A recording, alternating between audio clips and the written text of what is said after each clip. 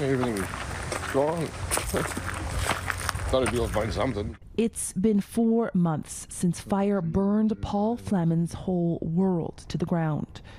There's snow now, but in the hamlet of Enterprise, Northwest Territories, little else has changed. Even when I build my new home, I don't know. Not sure what this town's going to turn out to be. It was a summer of fire in Canada. In almost every province and territory, smoke and flames forced hundreds of thousands from their homes. 2023, in so many ways, is just like off the charts when we look at fire activity, area burned, and evacuee numbers. When it comes to evacuees, numbers have been increasing in Canada at a startling rate. Consider this. Over a 28-year period between 1980 and 2007, a total of 209,000 people were displaced by wildfire. In the last decade, it took just 8 years for 250,000 people to be displaced. 2023 saw more than 230,000 people evacuated in a single year. Part of the problem is that we have to then acknowledge we cannot rely on the past to help prepare us for what's coming.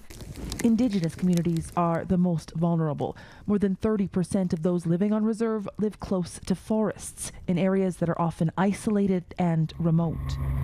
When fire came within 2 kilometers of Fort Chipewyan, Alberta last summer, members had to flee by boat and plane. What happened this spring is a wake-up call for us, and that in order for us to combat the wildfire situation, we need to come up with a concrete plan that's going to work. It's why the Athabasca Tribal Association is working with the Canadian Red Cross to ensure that if fire sweeps through their traditional lands again, community members will know exactly what to do and where to go. One of the key learnings is that more climate change adaptation and risk reduction work is required before an event, and longer supports are required through recovery. Over the last decade, the Red Cross has had to scale up its operations in a big way. Over the summer, it often responded to multiple emergencies at the same time, providing emergency housing and social support. But months later, if there are no homes left to go back to, the need for help in those communities remains. After the cameras go off, sometimes we see news stories about people who are still struggling years after an event. That's not an uncommon story. I lucked out and my family had this building.